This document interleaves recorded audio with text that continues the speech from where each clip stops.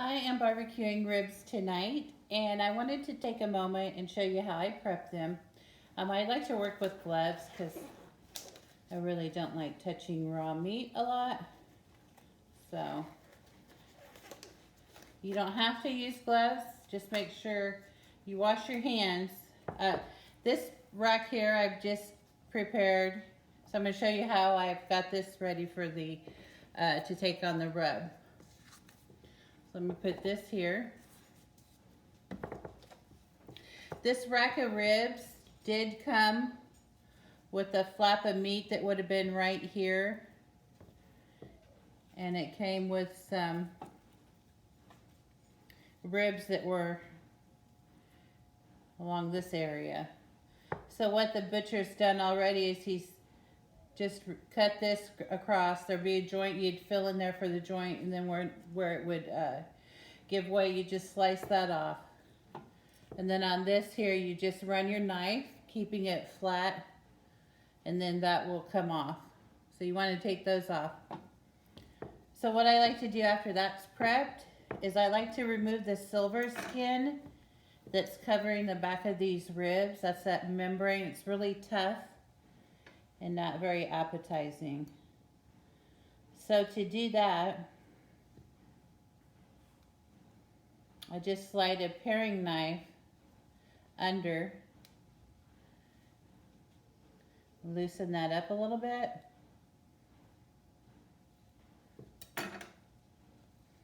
Then you could just work your finger in there and work around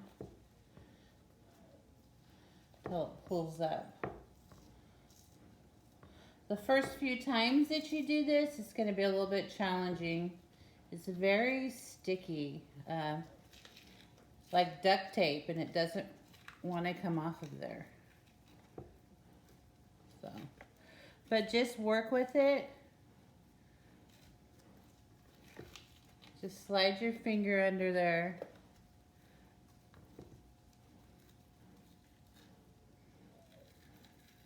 Then you could just start to lift the whole thing.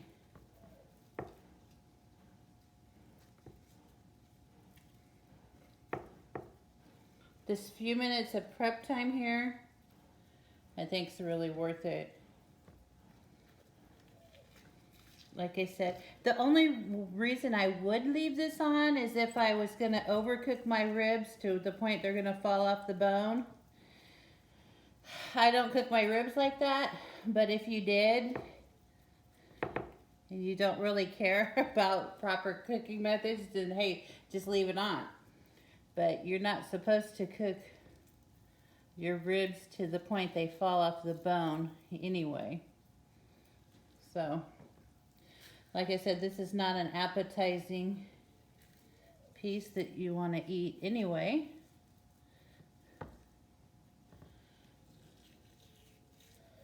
It's like the casing to the sausage, and I don't eat that either. So looky here, this is all going to come off in one piece. So there we have it. This is the silver skin. Like I said, would you want to eat that? Tough. Man, this is tougher than duct tape. So I just throw that away.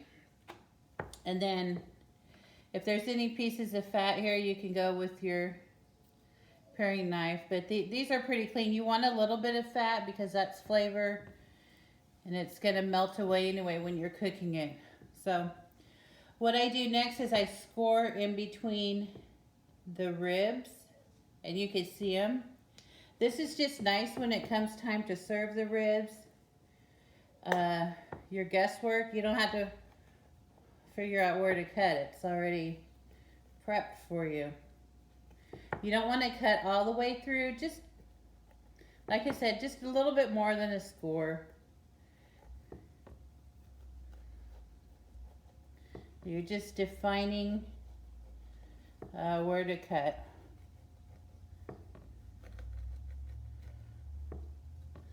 So that's about it. This is all I do to prep the ribs. After this, I'm going to wash them and dry with a paper towel so they're nice and clean. and then I'll put a dry rub on, let that set for a few hours or overnight, and then I will proceed to cooking them, and I will post the link to my rib recipe on this post. That's it. Have a great day.